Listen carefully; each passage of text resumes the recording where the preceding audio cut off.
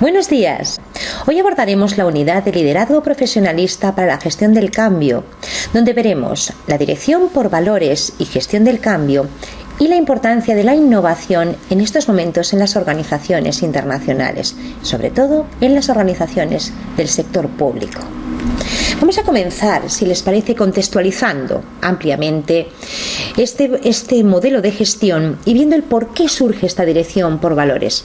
Como ustedes saben, distintas son las condiciones tanto económicas como sociales que tenemos en la actualidad.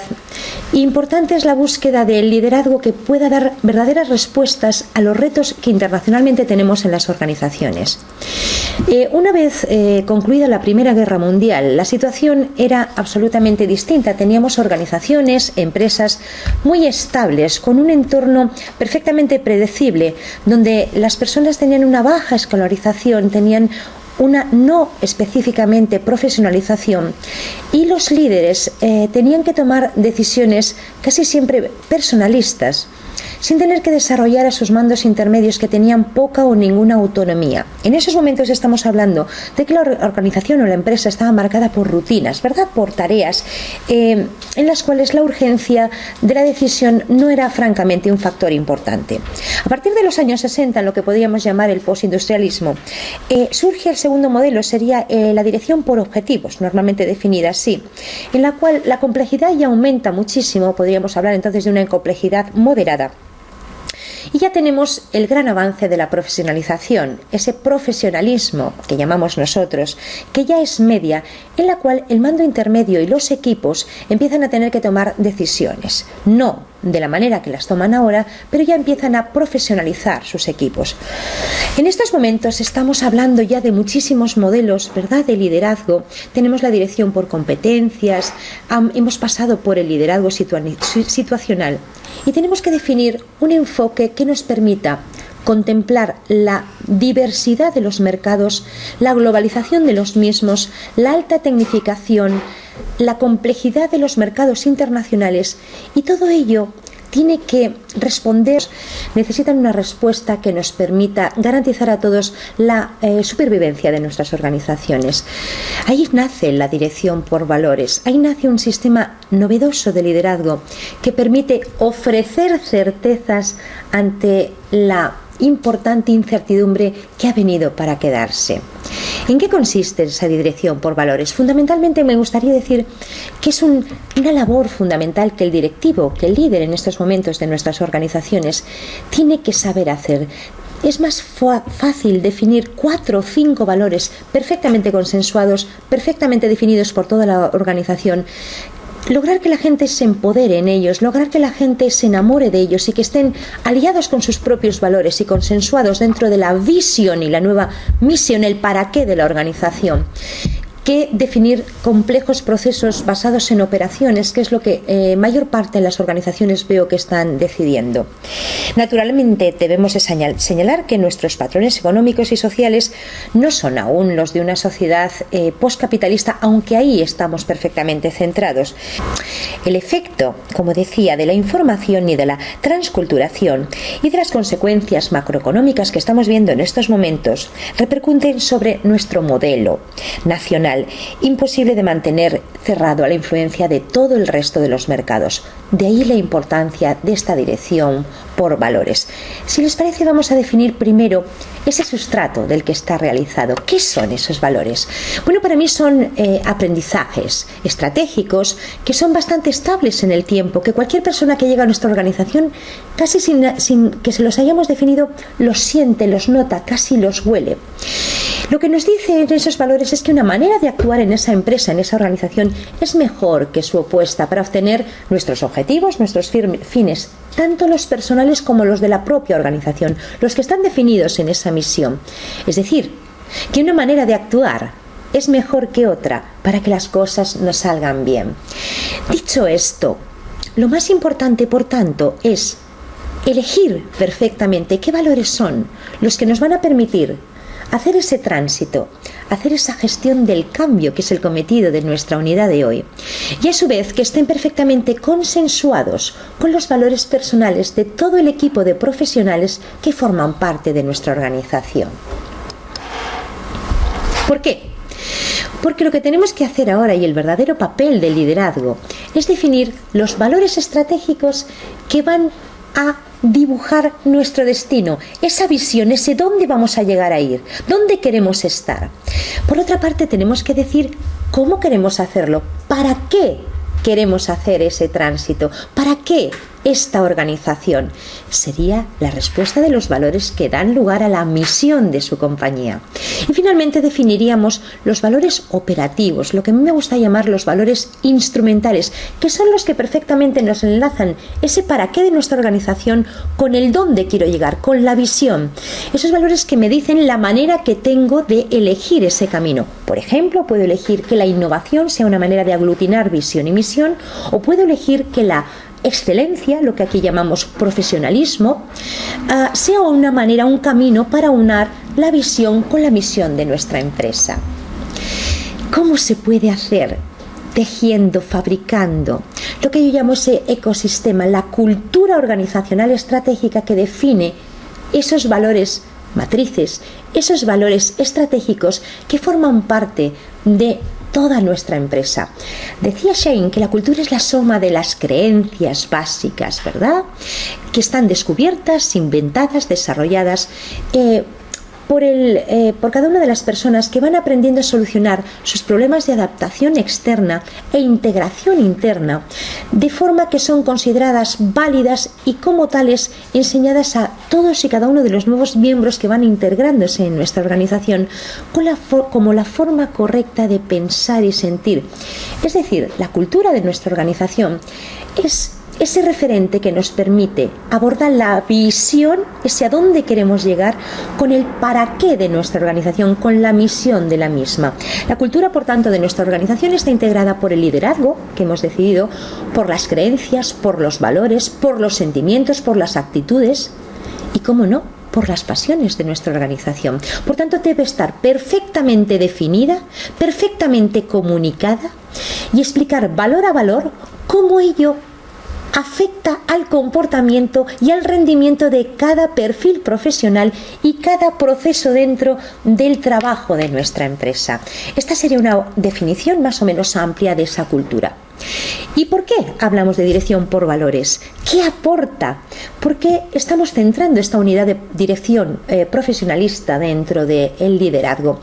Porque tenemos que ver que si queremos que nuestra gente rinda, se emocione, se comprometa mucho más allá de lo que está normalmente establecido en las compañías, si queremos tener rendimientos, si queremos tener personas realmente enamoradas que decidan trabajar y dar de ellos todo su talento, más allá de lo definido en su perfil, tenemos que hablar de la famosa curva de la motivación, esa curva que explica perfectamente la relación eficaz entre esfuerzo y rendimiento. Para ello me he permitido ilustrarles este slide, en la cual pueden ver perfectamente en el eje de ordenadas y de abscisas cómo vemos el rendimiento y la diferencia entre la necesidad de calidad y orientación al cliente y la necesidad de autonomía y responsabilidad profesional. Vamos a contextualizar, si les parece, por qué da lugar la dirección por valores dentro de esta evolución natural del liderazgo. Si nos damos cuenta, comenzamos por esa dirección por instrucciones, en la cual, a partir del 1920, como les decía anteriormente, teníamos un estado de rutinas y de baja profesionalización, donde prácticamente el líder tenía una serie de decisiones por mando y no tanto por delegación o empoderación de su equipo. En ese caso, la complejidad organizativa era baja o muy baja y el desarrollo de los organismos y de los distintos estados de jerarquía era muy elevado. Se va evolucionando lo que llamamos la sociedad postindustrial y a partir de 1960 tenemos ya una necesidad urgente de desarrollo organizacional en la que nace la dirección por objetivos. ¿Por qué? Las decisiones son cada vez más complejas y necesitamos que el líder empiece a formar otros líderes, que a su vez son mandos intermedios con una cierta ya autonomía de gestión y una importante ya responsabilidad sobre los resultados de la compañía.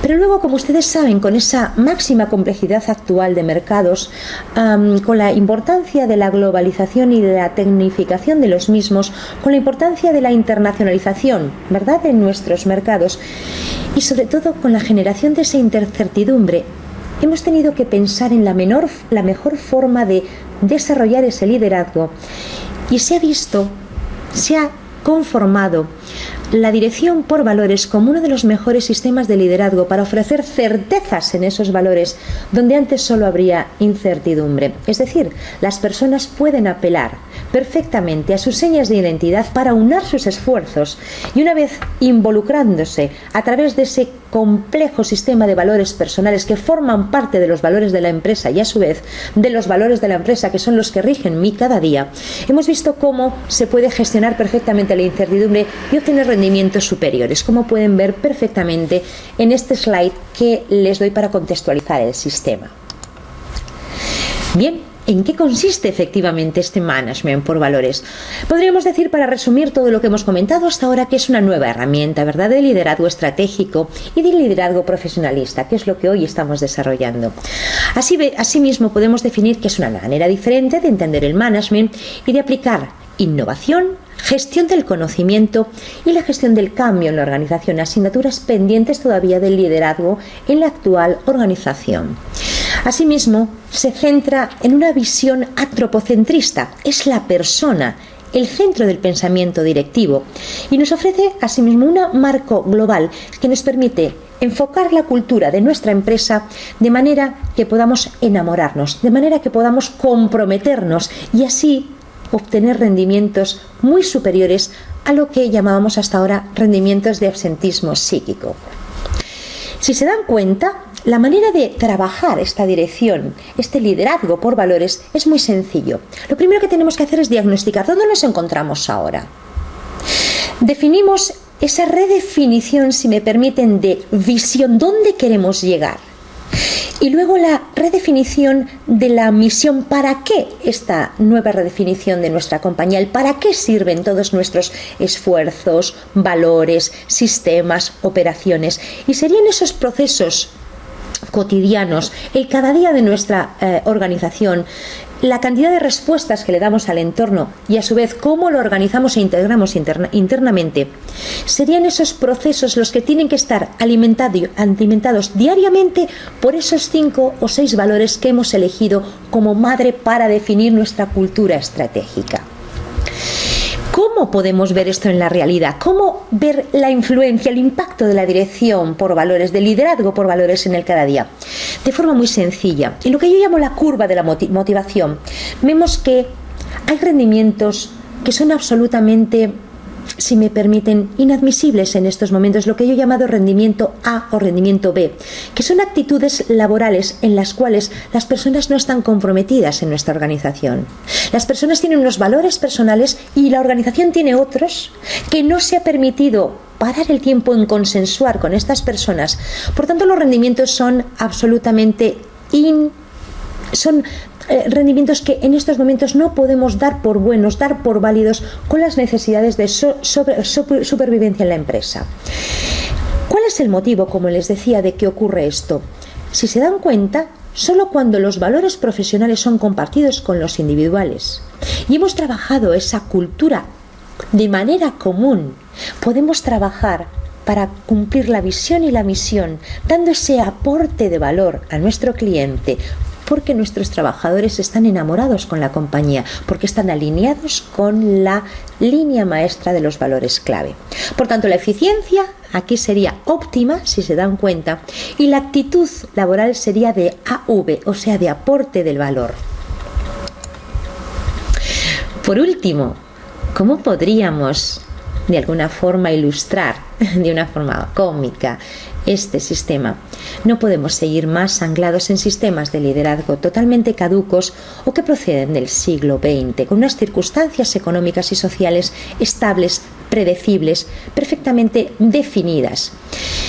Esto no es lo que ocurre ahora, ni lo que va a ocurrir en los próximos decenios. Por tanto, innovar o morir. Si se dan cuenta en este slide, en la empresa actual solo tenemos 2 alternativas: o innovamos o nuestra empresa dejará de ser sostenible para seguir permaneciendo en el mercado. Para poder rendir al máximo, las personas en estos momentos necesitan saber por qué se levantan cada día, necesitan saber qué es lo que les puede permitir darlo todo, desarrollar su talento al servicio del cliente, de nuestra propia organización. Y como les digo aquí, para poder rendir al máximo necesitan valores por los que se puedan enamorar, por los que puedan reilusionarse y encontrar el sentido de su trabajo para empoderarse en el mismo, ser autónomos y decidir, sin que nadie les tenga que decir lo que tienen que hacer, rendir con aporte de valor diario, desarrollando vínculos estratégicos con todos nuestros stakeholders, de manera que ese cliente también se enamora de nuestra forma de hacer y forma parte de nuestra propia compañía. Así que vamos a dar lugar a la última parte de nuestra sesión en la que abordamos esa innovación, ¿verdad?, como valor transversal. Si decíamos antes que en el liderazgo por valores, la parte de la cultura estratégica es lo que alinea tanto nuestro deseo de dónde queremos llegar como el para qué de nuestra compañía, la innovación sería una parte estratégica que forma parte incluso de nuestra manera de vivir, de pensar, de sentir. Vamos a hablar algo de innovación porque en todos los últimos estudios que estamos trabajando se ve como una línea estratégica del liderazgo para que la compañía sea sostenible. Podemos empezar por su etimología. ¿Qué es innovar? Viene del latín, como todos ustedes saben, innovare. Sería la acción y efecto de innovar. Las ideas, por muy creativas que sean, solo resultan innovadoras cuando las implementamos en la compañía de una manera en la que el aprendizaje, la gestión del cambio, si me permiten, la transformación, es algo permanente. No nos vale con tener resultados creativos, con tener personas que tienen de vez en cuando ideas geniales. Esto no tiene nada que ver con la innovación. Ocurre innovación cuando la compañía decide estar siempre a la última, decide tener comportamientos, si me permiten, incluso divertidos, curiosos, cuando abrazan el fracaso como parte del aprendizaje hacia el éxito, y cuando ocurren dentro de su compañía una serie de cuestiones que ahora con mucho gusto voy a compartir con ustedes. Vamos a empezar por las dimensiones, lo que yo llamo las dimensiones de la innovación. ¿Qué tipos de innovación podemos encontrar ahora mismo en todas sus organizaciones? Miren, por una parte podemos hablar de productos que todos ustedes están viendo en el mercado, tildados como altamente innovadores. Por otra parte vemos procesos que perfectamente definidos nos llevan hacia una gestión de la innovación en la empresa. Por otra parte vemos cómo personas tienen un pensamiento creativo, un pensamiento innovador, tienen incluso una manera de comprender el mundo mucho más innovadora que el resto. Asimismo podemos ver cómo científicos como Mackinnon o Barron están definiendo las personas que tienen un carácter, que tienen rasgos de personalidad altamente innovadoras y que, por cierto, tienen perfectamente dimensionadas algunos de sus rasgos, pues como alto concepto de sí mismos, un pensamiento mucho más lateral, un pensamiento mucho más divergente, si me permiten, que les permite abordar procesos de innovación altamente competentes. Y por último, podríamos hablar de algo muy, muy necesario, sin lo cual es imposible que innovemos en la compañía. Estoy refiriéndome quizá, no sé si a lo más importante, pero lo que permite la innovación en la empresa. Me refiero a las condiciones socioculturales, me refiero a lo que yo llamo el ecosistema de la innovación, al conjunto de esa cultura de la que hablábamos antes, del liderazgo y de la existencia de personas creativas que permitan que en esa empresa se pueda hablar perfectamente de innovación. Condiciones y condicionantes de la innovación serían, por tanto, tres. Y muy importantes. Lo primero, para que se pueda innovar en una empresa es necesario primero que haya una conciencia de cambio, es decir, que o bien para abordar los problemas que tenemos actualmente en nuestra organización, o bien para conseguir esa visión de la que hablábamos antes, necesitamos un cambio que nos lleva a innovar la organización o nuestra compañía. Seguidamente de esta conciencia de cambio, tenemos que hablar de una percepción de que ese cambio puede ser gestionado a través de la formulación de diversos problemas, atendiendo a las distintas dimensiones que tiene cada uno de esos problemas, en los cuales seleccionaremos la mejor forma de abordarlos, llevando a la acción la manera más adecuada o la que parezca más adecuada de acorde a nuestra cultura, nuestros recursos dentro de esa propia compañía. Pero esto no valdrá de nada si finalmente no contamos en esa empresa con una posibilidad real de cambio. ¿A qué me refiero con esto? Tenemos que tener una serie de personas creativas, altamente motivadas, con pasión por repensar las cosas, no cómo son las cosas, sino cómo podrían llegar a serlo, perfectamente lideradas por un líder empoderador que gestiona magníficamente el equipo, ya no la persona, el equipo, que es el que produce perfectamente esa innovación, y que todos ellos juntos forman ese ecosistema de innovación, esa cultura que es la que necesita la empresa para que podamos hablar de innovación en la misma. Permítanme que comparta con ustedes en este caso la última definición de cultura de la innovación que la ECE acaba de definir en estos momentos en España. Para la ECE, la cultura de la innovación, dentro de ese equipo piloto en el que he tenido el honor de formar parte de él, decimos que es el producto de una serie de creencias, valores, actitudes, comportamientos, procesos y recursos que de manera estratégica, sostenible y planificada genera un entorno. Este entorno provoca que las personas de la organización se apasionen, se comprometan con la generación, desarrollo e implementación de manera continua de nuevas ideas. Supone la ruptura de lo convencional y del statu quo, derivándose de todo ello un crecimiento personal, profesional y organizacional basado en el éxito. Por tanto, estamos hablando de una cultura, si se dan cuenta, de la innovación centrada nuevamente en las personas, donde la persona se realiza, se desarrolla, desata todo su potencial y logra una serie de rendimientos altamente competitivos que permite ese repensar continuo de la organización para que pueda ser competitiva en el mercado y, por tanto, sostenible. Palabras clave.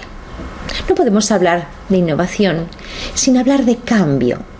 La innovación parte de un proceso continuo de cambio, un sistema continuo de formación y de aprendizaje, donde la estabilidad es prácticamente inexistente.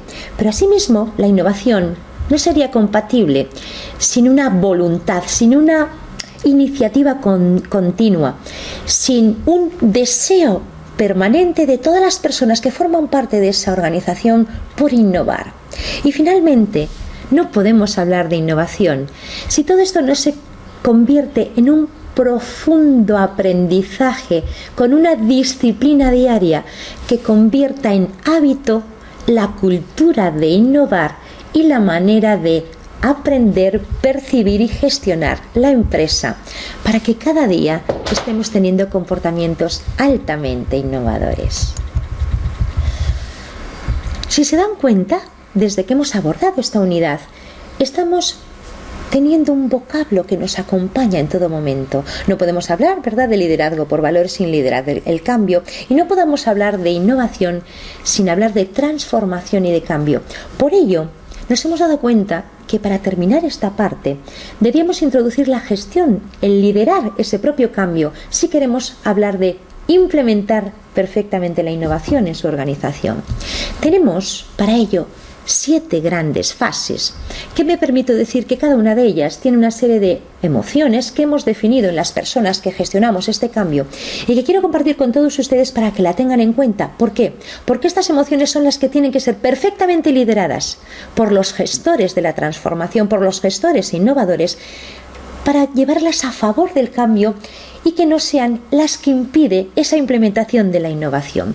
La primera es el presentimiento. También les puedo decir que no en todas las organizaciones se da, porque a veces se toma decisión desde la alta jerarquía de que se debe de desarrollar la innovación y toda la organización pasa a estado de shock. Pero bueno, en todo caso, el presentimiento tiene una emoción, ¿verdad?, predominante, que sería esa preocupación.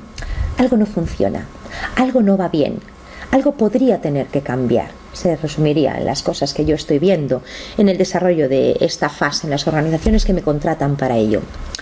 ¿Cómo podemos gestionar esto? De manera sencilla. tenemos que trabajar lo que yo llamo teoría de escenarios en las personas para que vean qué ocurriría si. Tenemos que sensibilizar en la necesidad del cambio. ¿Por qué sería necesario cambiar? Tienen que empezar a darse sus propios interrogantes. Y finalmente tenemos que hablar de implantar un plan de comunicación interno importantísimo y muy fuerte. Pero permítanme que le diga que el plan de comunicación debe ser necesariamente bidireccional. Tenemos que preguntar a toda la empresa. No solo tenemos que informar, sino sobre todo obtener feedback y redefinir los conceptos. Terminada esta fase, pasaríamos al shock, como les digo antes. ¿Cuál es la emoción imperante? El miedo. Las personas se enfrentan realmente a ese cambio. ¿Qué podemos hacer para ello? Definir esa misión y visión y tenerla clarísima. Definir perfectamente el objetivo de ese cambio.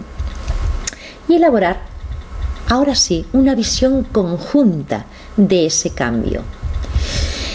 Si sobrepasamos esta etapa, nos meteríamos en la tercera, que la hemos denominado resistencia. ¿Cuál sería la emoción de la resistencia? El enfado, la irritación. Aquí es muy importante saber que las personas van a intentar decirnos lo bien que funcionaba la organización hasta ahora y el por qué no es necesario cambiar. Están enfadadas porque tienen que salir de su zona de confort. ¿Cómo podemos abordarlo? Hay que sentarse con ellas y hay que trabajar lo que llamamos un benchmarking informal, es decir, ver las mejores prácticas, ver lo mejor que ha sucedido del primer equipo piloto que está desarrollando esto. Si me permiten, en la mayor parte de desarrollos en los que me están contratando para ello, cogemos las mejores prácticas del equipo, un equipito piloto con el que estamos trabajando, para ser presentado en el resto de la organización y ver cómo compañeros de ellos han sido capaces de gestionar esta innovación y son ellos mismos los protagonistas, los que cuentan qué estamos haciendo. Funciona francamente bien. Si esto está trabajado, hablaríamos ya de las dos fases de aceptación. Y dense cuenta cómo la aceptación primera, la primigenia, es de carácter y tipo racional, y solo en segunda fase aparecerá la aceptación emocional. En el primer caso, en la aceptación racional, la emoción imperante es la frustración. Me siento frustrado con esto que me están diciendo, que es el cambio, y no tengo claro cómo voy a aportar yo valor, cuál va a ser el camino para llegar a innovar. Lo que tenemos que hacer aquí, a diferencia del resto del proceso, son abordamientos individuales. Trabajaremos con cada una de esas personas para que nos diga cómo se siente, cómo está llevando el proceso del cambio, cómo está aportando a ese proceso y qué problemas personalmente, qué barreras tiene para desarrollar esa innovación. Si esto se ha hecho bien y con todas las personas de la empresa, podemos hablar ya de la aceptación emocional, en la cual curiosamente la emoción es nostalgia. Qué bien nos iba cuando. En este caso, deberíamos de centrarnos. El líder debe saber gestionar lo que llamamos los rituales de separación, es decir, vamos a poner por escrito las cosas. Pongamos por escrito los compromisos, a lo que se comprometen esos equipos para hacer esa gestión del cambio y sobre todo los nuevos procesos que ya han sido aceptados por todos. Asimismo, les recomiendo que celebren de forma importante cada cosita buena y nueva que hemos logrado con esa gestión del cambio. Pueden parecer pequeñas cosas al principio, pero no nos damos cuenta cómo eso influye en nuestra autoestima, en nuestra motivación, en nuestro empoderamiento de nuestros equipos. Y finalmente les invito a que bauticen las cosas, a que den nuevos nombres a los procesos, a que den un nuevo concepto, un sueño a lo que han sido capaces de realizar. Si lo hacemos bien, pasaremos a las dos últimas fases ya de la innovación a través de la gestión del cambio, en la que hablamos de apertura, es decir, esta penúltima fase de la gestión del cambio está definida por una emoción reinante que por primera vez es ya curiosidad, entusiasmo. Empezamos a ver que las cosas funcionan, que una serie de clientes han integrado dentro de su empresa una serie de sistemas, de productos, de formas nuevas de hacer las cosas con las que están francamente satisfechos. Y aquí lo que vamos a hacer es visionar el nuevo futuro, esa teoría de escenarios con la que comenzábamos antes, ya con política de hechos consumados, cómo nos pueden ir las cosas ahora que ya hemos sido capaces de cambiar y sobre todo, cómo podemos seguir cambiando en aquellas cuestiones que aún forman parte de nuestros deberes, ¿verdad? De las cosas que aún no funcionan demasiado bien. Y finalmente vendría la fase última, la séptima fase, que hemos tildado de integración, donde la emoción reinante es ya por fin la confianza. Confío en la gestión del cambio, confío en este proceso, me he empoderado, tengo una alta autoestima, veo que es la mejor forma de hacer las cosas para lograr que todos podamos seguir dentro de esta organización, que por cierto es sostenible, que tiene razón de ser. Y aquí lo que nos toca es agradecer, nos toca celebrar y nos toca seguir aprendiendo continuamente de manera habitual, como decíamos antes, generando ese hábito, viendo que esta forma nueva de gestionar las cosas ha venido para quedarse y está en continuo cambio y aprendizaje. Les invito a todos ustedes que lo hagan de una forma pasional, sabiendo que donde otros ven problemas, nosotros encontraremos oportunidades y que las organizaciones del siglo XXI van a tener que trabajar con estas circunstancias de manera permanente. El cambio ha venido para quedarse, la incertidumbre es algo que vamos a tener que gestionar todos los días y de forma positiva. Y con este liderazgo por valores y además innovador, tendremos una forma estable y una forma verdaderamente emocionante de desarrollar el nuevo futuro de su organización. Felicidades y les espero con éxito.